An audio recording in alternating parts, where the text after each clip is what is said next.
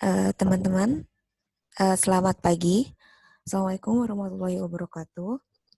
Di sini saya akan membahas mengenai paper yang saya baca yang berhubungan dengan smart grid.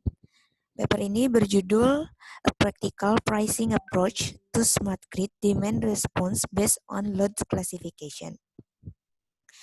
Jadi paper ini dari IEEE Transactions on Smart Grid di tahun 2018. Sebelumnya, perkenalkan, saya Siti Zainab Nurul Haq.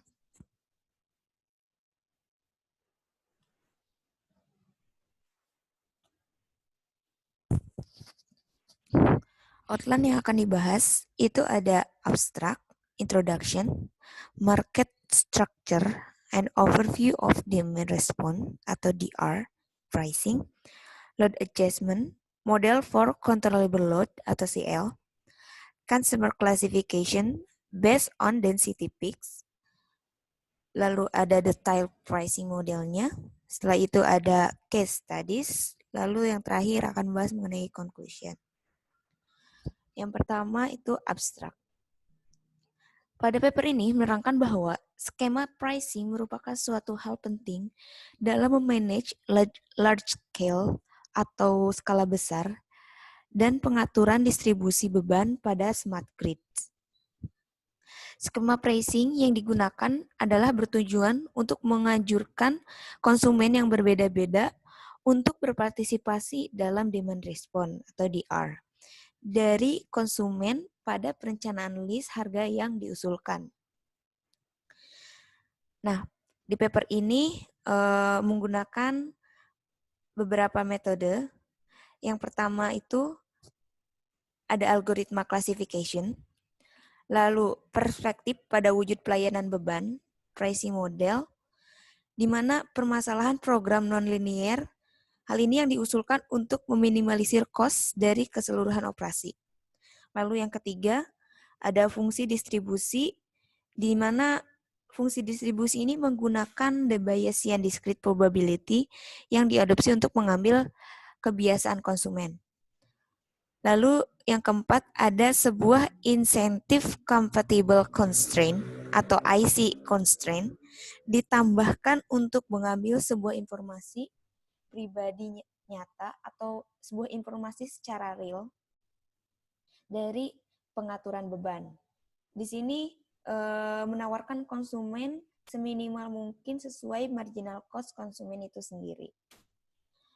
Seperti yang telah diketahui bahwa pada IEEE di sistem 30 bus dan 118 bus yang bertujuan untuk mengskemakan pricing ini telah efektif untuk demand response sebagai pengaturan controllable load atau CL-nya dan mendapatkan sistem yang memiliki cost yang rendah. Selanjutnya introduction, yaitu dengan adanya peningkatan energi terbarukan berskala besar, diperlukan sumber daya yang terkendali yang memadai untuk memastikan operasi sistem tenaga yang aman dan andal. Selain generator, daya yang dapat dikendalikan secara tradisional, interruptible loads juga menjadi peranan penting dalam menjaga keseimbangan sistem. Nah, pertanyaannya adalah bagaimana mengelola respon permintaan berskala besar dan meluas. Advanced Metering Infrastructure atau disingkat AMI, di smart grid, konsumen mengetahui permintaan daya waktu nyata atau secara real dan dapat secara aktif berpartisipasi dalam pengiriman sistem tenaga. Menjadi ukuran manajemen sisi permintaan, respon permintaan atau demand response didefinisikan oleh Departemen Energi Amerika Serikat. Demand response ini didasarkan pada perilaku konsumen yang berubah. Mengirim sistem tenaga yang melibatkan demand response memiliki banyak keunggulan, seperti peak shaping, enhancing the efficiency of renewable energy utilization, short response period, dan low cost. mengelola konsumen berskala besar dan geografis dengan demand response, makalah ini mengusulkan skema penetapan harga dengan berbagai rencana seleksi. Model ini dirancang untuk beberapa kategori konsumen yang berbeda, mendorong konsumen yang berbeda untuk berpartisipasi dalam demand response dengan menyediakan mereka daftar rencana harga atau opsi. Dibandingkan dengan metode penentuan harga yang ada di literatur, kontribusi novel dari makalah ini adalah sebagai berikut. Yang pertama, ada kategori demand response diperoleh dengan pengelompokan dan klasifikasi. Lalu yang kedua, ada kerangka kerja penetapan harga yang komprehensif dengan mempertimbangkan ketidakpastian perilaku konsumen. Di sini menggunakan the Bayesian Discrete Probability Distribution Function atau PDF yang diadopsi untuk memodelkan hal tersebut. Yang ketiga, tujuan yang dirumuskan adalah untuk meminimalkan biaya operasi keseluruhan dengan pertimbangan pemanfaatan semaksimal mungkin dari energi terbarukan. Lalu yang keempat, ada sebuah insentif compatible atau IC constraint digunakan untuk mengambil sebuah informasi pribadi, controllable loads di lapangan. Yang kelima, ada model yang diusulkan diverifikasi pada IEEE sistem 30 bus dan 118 bus. Dan hasil simulasi telah menunjukkan efektivitasnya. Baik, berikutnya akan membahas tentang market structure and overview of demand response pricing atau struktur pasar dan overview dari demand response pricing. Yang pertama ada market structure dari demand response. Load Service Entity atau LSA menggunakan harga untuk mendorong konsumen berpartisipasi dalam operasi pasar dengan mengurangi atau menambah beban listrik mereka. Akibatnya, manajemen sisi permintaan dan peak shaping dapat dicapai. Nah, berikut adalah struktur pasar yang melibatkan LSA dan controllable loads. Di sini ada dari ISO. ISO ini merupakan International Standard Organization. Jadi, dari LSA ini mengusulkan kepada memberikan standar ini digunakan oleh LSA yang diberikan kepada konsumen, masing-masing konsumen. Bisa dilihat di sini ada konsumen 1, ada konsumen 2, dan ada konsumen 3. Nah, di masing-masing usulan ini itu harus memenuhi, di sini ada seperti notasi theta, ini seperti notasi E, dan ini ada delta P. Di sini juga kalau salah penyebutan mohon maaf, jika ada koreksi nanti bisa di komen pada sesi diskusi. Jadi pada notasi yang pertama ini, yang theta ini, itu mengartikan untuk simbol untuk penawaran harga konsumen. Dan yang notasi EDI ini merupakan elasticity coefficient vektor pada penerapan beban oleh konsumen. Lalu di sini ada delta P. Delta P ini merupakan batas atas dari beban yang increase dan decrease. Oke, berikutnya ada DR pricing procedure. Jadi ini merupakan prosedur dari demand response pricing-nya. Yang pertama itu ada LSA memberikan sinyal penyesuaian beban yang diperlukan. Lalu I kesekian pada CL, controllable load, secara sukarela memberikan informasi pada waktu dengan notasi T, termasuk penawaran harga.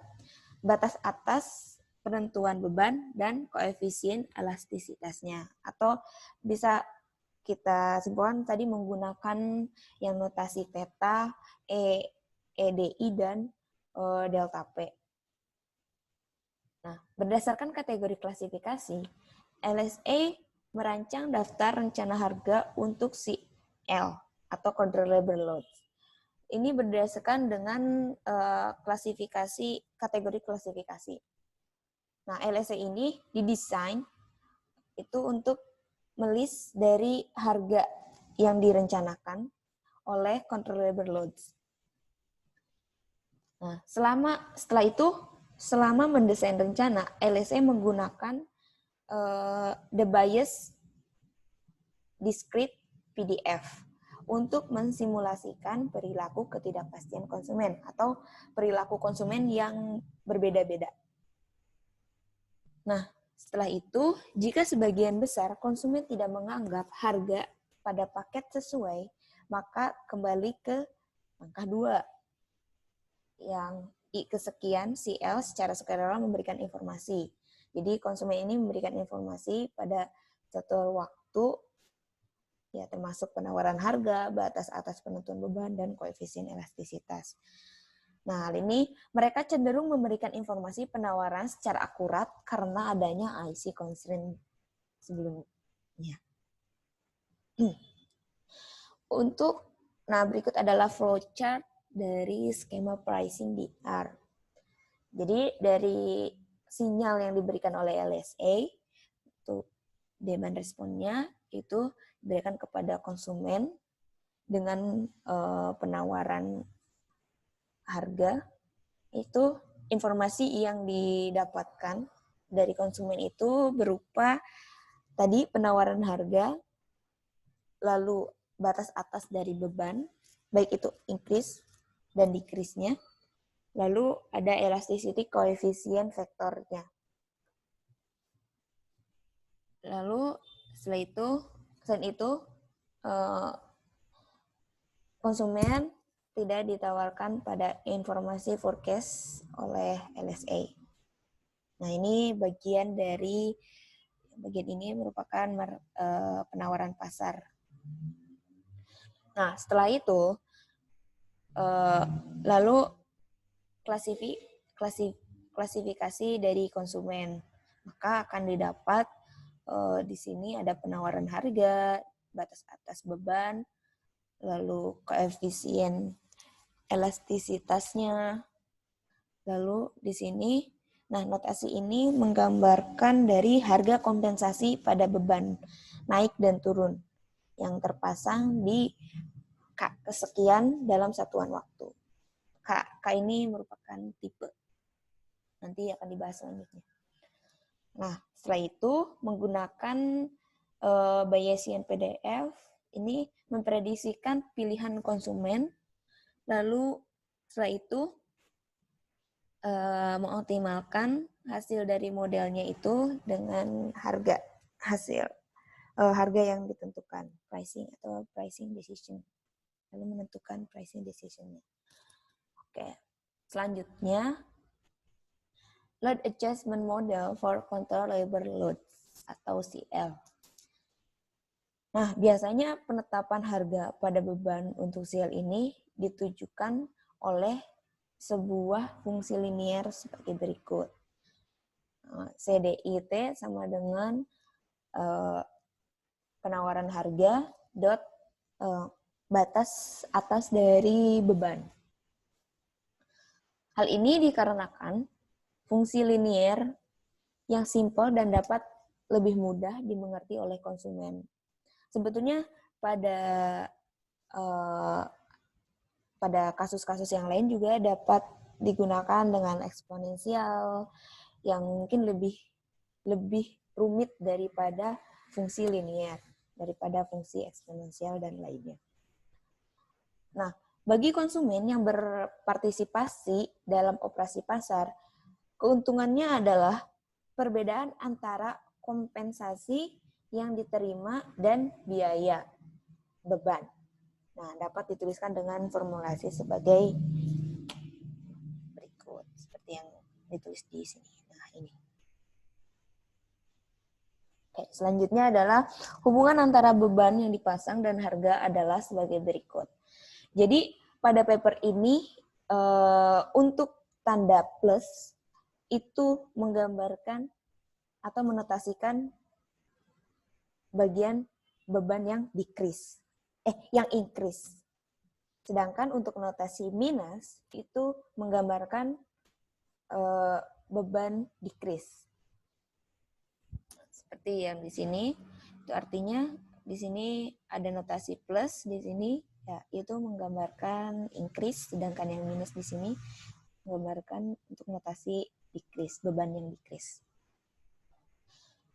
Nah, sebagai catatan, fungsi yang lain dapat diaplikasikan dengan baik, ya tergantung kepada kontrak antara LSA dan konsumen.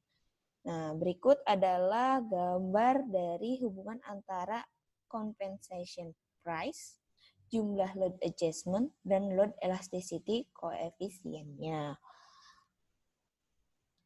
Nah, di sini dapat dilihat yang bagian sini adalah bagian bawah itu compensation price-nya.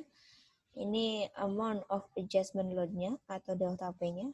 Ini adalah load elasticity coefficient-nya. Dan ini merupakan theta dari sini.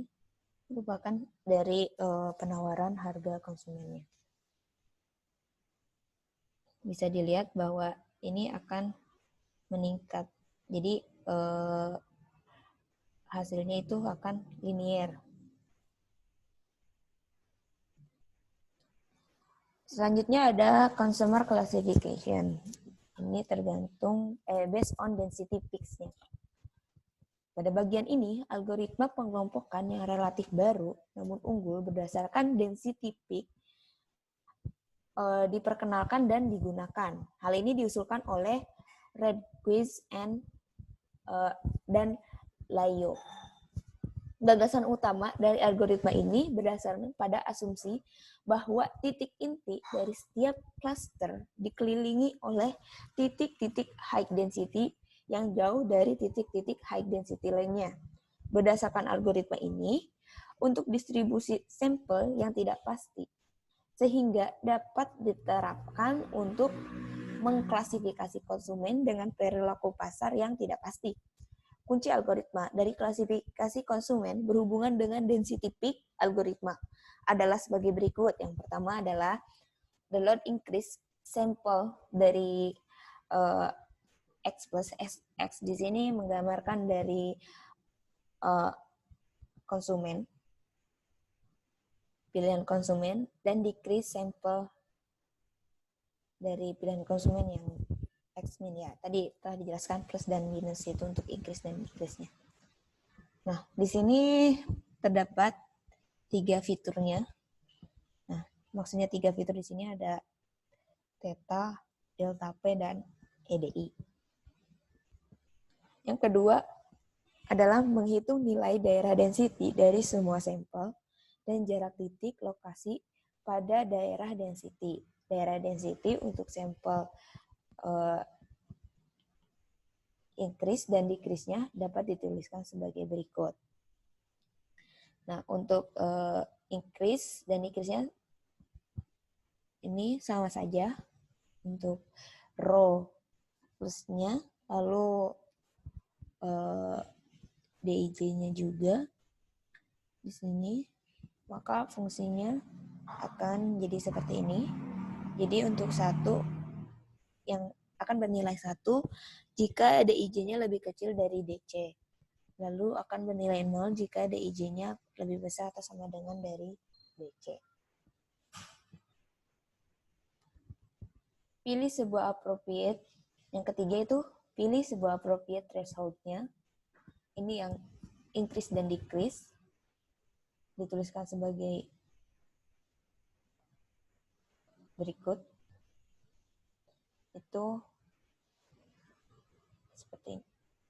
seperti gamma aksen ini yang sesuai untuk pengelompokan. Semakin tinggi nilai appropriate threshold-nya, maka semakin sedikit jenis yang diklasifikasi. Pilih appropriate threshold tergantung pada grafik keputusan. Core point dapat ditentukan dengan membandingkan sampel dengan threshold ini. Nah, seperti yang digambarkan di sini, jika dia appropriate threshold increase, maka core point-nya juga ini menggambarkan untuk yang increase. Lalu sebaliknya, untuk yang decrease juga menggambarkan core point yang decrease. Nah, di mana nilai I di sini mulai dari 1 hingga sekian. Setiap core point ditemukan, sampel dapat diklasifikasi sebagai berikut. Nah, ini yang increase and decrease, di mana nilai K di sini harus lebih besar atau sama dengan dari 1 dan lebih kecil atau sama dengan dari nilai K di increase-nya.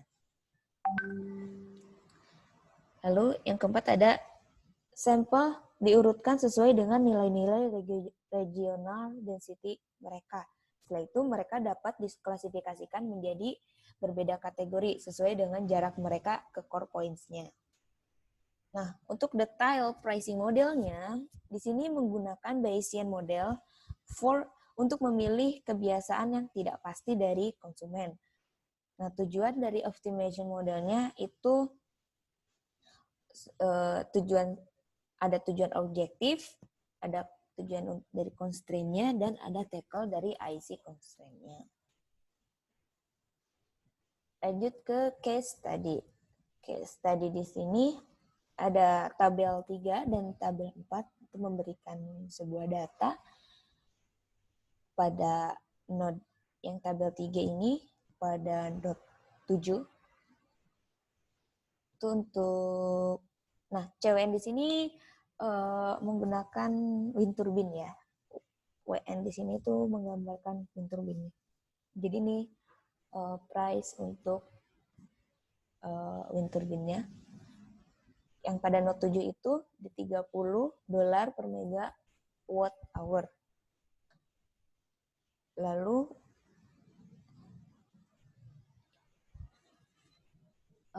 selanjutnya yang pada tabel 4 ini ada di node 3, 10, 15, dan 21 dengan nomor konsumennya ada 97, 150, 200, dan 120.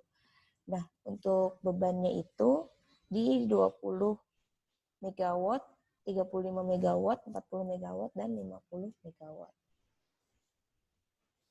Sebagai catatan, PJM di sini informasinya untuk yang increase, beban increase dan beban, mohon maaf, di sini maksudnya beban increase itu tidak diterapkan pada studi kasus ini. Nah, untuk klasifikasi yang pertama itu kita mengklasifikasikan konsumen. Data penurunan beban dipilih dari 567 konsumen selama dari 1 hingga 31 Oktober 2013 pukul 8 malam. Ketika harga listrik Alpha ISO ini diberikan oleh standar dari International Standard Organization 20 pada pool market tinggi. LSE akan mengirim sinyal untuk menyesuaikan beban. Maka pelanggan menyesuaikan beban berdasarkan koefisien elastisitas daripada pukul 8 malam.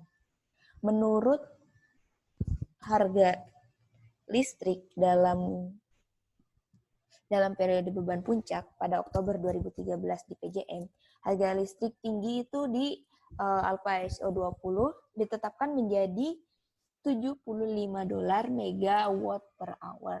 megawatt hour.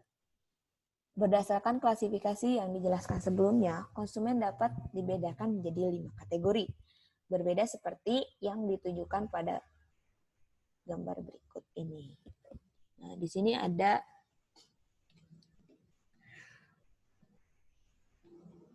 1, 2, 3, 4, 5. Nah, ini dimensinya. Yang bagian bawah dimension X, yang bagian sisi kiri ini dimension Y-nya. Nah, di sini masing-masing ini merupakan klasifikasi dari konsumen 1, 2, 3, 4, dan 5. Ya, lebih jelasnya, ini berikut adalah nilai-nilainya. Simple number dari kemungkinan dan core point-nya hanya considering self elasticity. Jadi dari plan 1 sampai plan 5 untuk sampel numbernya 84, 99, 114, 158, 112. Extent probability-nya itu ada di 14,8%, 17,5%, 20,1%, 27,9%, dan 19,7%. Untuk core point-nya, itu informasi core point-nya. Ini tadi menyangkut penawaran harga, batas atas beban, dan koefisien elastisitas. Bisa dilihat nilainya sebagai berikut. Lalu selection uncertainty dan price plans-nya. Ini berdasarkan klasifikasi kemungkinan konsumen memilih harga adalah bergantung pada Bayesian Discrete PDF seperti yang dijelaskan pada section sebelumnya. Pada gambar di bawah ini mengilustrasikan kemungkinan perbedaan konsumen dalam memilih harga pada note 3, 10, 15, dan 21. Bisa dilihat pada gambar ini, pada note 3, konsumen yang paling banyak di sini memilih tipe 5. Sedangkan pada note 10, konsumennya lebih banyak memilih di tipe 3. Pada 15, note 15 itu di tipe 2, dan note 21 itu di tipe 1. Nah, berikut adalah untuk sistem kecil IEEE 30 bus dan sistem besar 118 bus ini hasil akhirnya pada model pricing dari 18 hingga 35 berdasarkan informasi konsumen. 5 tipe dari kompensasi harga dapat dituliskan seperti tabel berikut ini. Nah, untuk tipe 1 penawaran harganya di 43,58, lalu upper limit atau delta P-nya di sini 0,28, lalu elasticity koefisiennya di 0,014. Ini untuk kompensasi price-nya, harga kompensasinya itu di 64,73. Berikut adalah tipe 2 dan 5-nya, bisa dilihat di sini untuk nilai-nilainya. Lalu tabel 7 ini membandingkan antara sistem 30 bus dan 118 bus IEEE. Nah, di sini untuk yang 30 busnya, ini adalah 118 busnya. Nah, bisa dilihat perbedaannya. Untuk kompensasi harganya itu yang di 30 bus itu 64,73, sedangkan yang di 118 bus itu 66,49. Untuk reduction load-nya itu di 50, untuk yang 30 bus ini 53,38 megawatt, dan yang 118 bus itu di 92,59 megawatt. Jadi bisa dilihat untuk kompensasi harganya, reduction load-nya yang untuk 30 bus lebih rendah, dan kompensasi harganya juga lebih rendah daripada yang 118 bus. Ya, bisa dilihat di sini. Nah, untuk profit analyze with IC constraint, apapun tipe yang konsumen pilih, keuntungan konsumen tetap positif. Hal ini membuktikan tujuan dari skema pricing dapat menstimulasi konsumen untuk berpartisipasi pada operasi pasar, walaupun pilihan konsumen tidak pasti. Bisa dilihat di sini, jadi profitnya tetap positif ya. Jadi ditunjukkan oleh tabel 8 ini. Untuk reduce load-nya di 5,13, profitnya 211. Nah, semakin tinggi reduce load-nya, maka profitnya juga akan semakin tinggi. Bisa dilihat nih, yang sebelumnya itu 211, di sini 231. Lalu berikutnya juga semakin tinggi. Ini pada Note 3, ini price plan-nya 1, 2, 3 sampai 5. Ini Note 3, 10, 15, dan 21. Nah, bisa dilihat untuk yang di Note 3 ini, price plan yang nomor tipe 5, tadi pada gambar sebelumnya juga menunjukkan bahwa pada tipe 5 ini yang paling tinggi untuk di Note 3. Nah, sedangkan pada Note 10 ini yang paling tinggi di tipe 5. Ini tergantung pemilihan banyaknya konsumen memilih yang mana. Lalu yang di tipe 15, di Note 15 ini di tipe 2, dan di Note 21 ini di tipe 1 yang paling tinggi. Nah, kalau yang di tipe 3 ini, yang tadi telah saya katakan bahwa ini semakin tinggi. Jadi reduce load dengan profitnya itu linear. Jadi semakin tinggi reduce load-nya, maka profit yang didapatkan semakin tinggi, berbeda dengan node-node yang lainnya. Lalu impact analysis of different prices schemes. 6 perbedaan pada skema pricing dapat dilihat pada tabel di samping. Nah, berikut adalah ada kasus A, B, C, sampai F, di mana kasus A ini tujuan pricing modelnya, kasus B, case B, ini perbedaan konsumen dengan kompensasi harga yang sama. Lalu C sampai F merupakan 4 grup konsumen pada Note 3, 10, 15, dan 21 yang memiliki kompensasi harga sendiri berdasarkan marginal cost, batas atas pada penetapan beban, dan koefisien elektrik. Bisa dilihat di sini kompensasi price-nya sekian, yang grup 1 sampai grup 5. Lalu untuk yang di case B, ini yang A ini tujuan dari pricing model,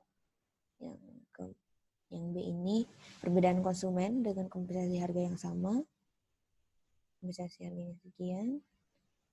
Nah, ini tabel ini menunjukkan dari C sampai F ini dari masing-masing node-nya. Nah, selanjutnya load reduction dan system power supply cost for different cases.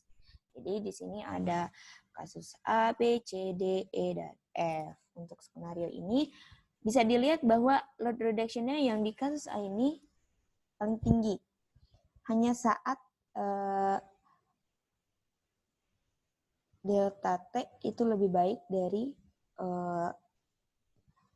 maksudnya mohon maaf, hanya saat kompensasi harganya lebih baik daripada penawaran harga konsumen. Konsumen akan menetapkan beban mereka. Jadi di sini dia load reduction-nya itu lebih tinggi, tapi untuk sistem power supply-nya atau harganya itu paling rendah, sedangkan untuk bebannya itu paling tinggi. Impact analysis of system and market parameternya. Semua harga dan power reduction meningkat dengan stabil berdasarkan kenaikan level pada pemasangan kapasitas tenaga angin atau wind power. pada power system dengan penetrasi tenaga angin yang tinggi, manajemen sisi permintaan yang efektif melalui skema penetapan harga diperlukan dalam hal mempertahankan operasi sistem yang aman dan ekonomis. Seperti yang ditunjukkan pada tabel ini wind power ratio dari 0% hingga 40% dengan kompensasi harganya sebagai berikut, dan load reduction-nya itu seperti nilainya seperti ini, dan sistem supply power-nya atau power cost-nya itu seperti ini. Nah, untuk tabel 11 ini menunjukkan hasil dari wind turbine dan unreliable loads connected pada perbedaan node. Ini pada kasus 1, 2, dan 3 nilainya akan seperti ini untuk compensation harga. Ini 3. Kompensasi harganya seperti ini nilainya. Lalu untuk load reduction-nya itu nilainya seperti berikut, dan wind power output-nya ini sebagai berikut.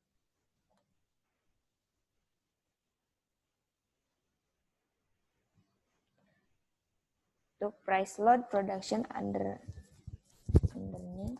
different pool sale price. Jadi harga dan beban reduction yang rendah ini dari perbedaan harga di rumah tangga, harga pasarannya. Di sini pool price-nya di 40, 50, 60, 70, dan 40. Nah, untuk compensation price-nya ini bisa dilihat nilainya 39,17, 36,39, dan seterusnya. Untuk load reduction-nya itu di 43,85 MW, dan seterusnya. Sistem supply power cost-nya itu di harga untuk yang pool price 40 ini di 27.756. Begitupun nilai pada pool price 50 sampai 80 sebagai berikut. Multi-internal pricing consider cross elasticity. Ini bisa dilihat bahwa sample number, extensive probability, dan core point informasinya ini considering self electricity dan cost electricity ya. Nah, plan 1, 2, 3, 4, dan 5 untuk sampel number 84, 99, 114, 158, dan 112. Ini probability-nya yang untuk yang pertama ini ada 14,8%. Dengan core point info-nya ini ada penawaran harga, terus ada batas atas bebannya, lalu ada elasticity coefficient factor yang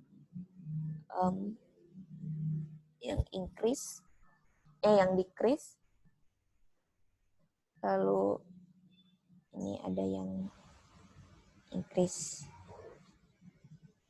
dan ini coefficient elasticity cross-nya itu yang standar. Lalu berikutnya ini hasil dari hasil dengan dan tanpa considering cross elasticity coefficient. Ada waktu di tes sama pada saat pukul 7 malam, case 4 dan case 5. Jadi ini membandingkan hasilnya dengan reduce load-nya yang pada case 4 ini 55,43, sedangkan case 5 ini 45,95. Nah, untuk operation cost-nya itu di case 4 itu di 3.800 36.541, sedangkan pada case 5 itu 34.586. Begitupun ini hasil di jam 8 malam seperti ini, dan jam 9 malam. Nah, jadi ini ada perbedaan dari waktu. Discussion on the practicality of the proposed approach. Di sini sebaiknya di pasar listrik dengan tawaran tunggal, informasi harus disediakan dari overview perspektif, termasuk tawaran harga, batas atas penyesuaian beban, dan elastisitas koefisien, seperti yang diusulkan dalam makalah ini. Dengan kata lain, dalam pasar listrik dengan tawaran tunggal, LSE perlu mengatur penggunaan peralatan agar konsumsi daya mereka sejalan dengan tawaran yang diajukan dan persyaratan DR-nya. Komunikasi antara LSE dan peralatan elektrik rumah tangga bergantung pada infrastruktur komunikasi di smart grid. Dengan catatan, tujuan pemodelan pada paper ini dapat dengan mudah digunakan untuk pasar elektrik dengan penawaran yang kompleks.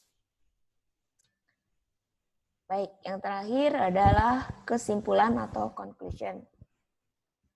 Yang pertama, dari klasifikasi beban, berdasarkan klasifikasi beban, kebutuhan untuk mengakses informasi konsumen dalam jumlah besar dapat dikurangi.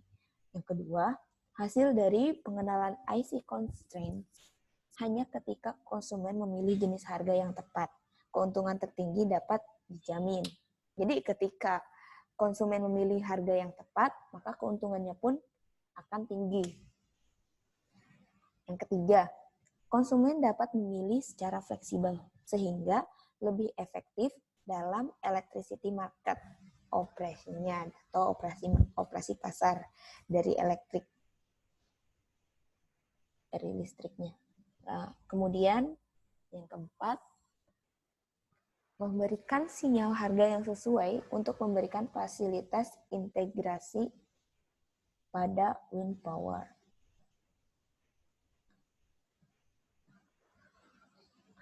Baik, terima kasih atas perhatiannya. Mohon maaf jika masih banyak kekurangan. Di sini sesi selanjutnya adalah sharing. Di sini juga saya masih belajar dan semoga kita bisa berbagi ilmu dan yang bermanfaat untuk kita semua. Jika ada pertanyaan atau ada kesalahan, saya mohon maaf, dan jika ada pertanyaan bisa kita sharing di grup dan saya akan menjawab semampu saya. Terima kasih. Assalamualaikum warahmatullahi wabarakatuh.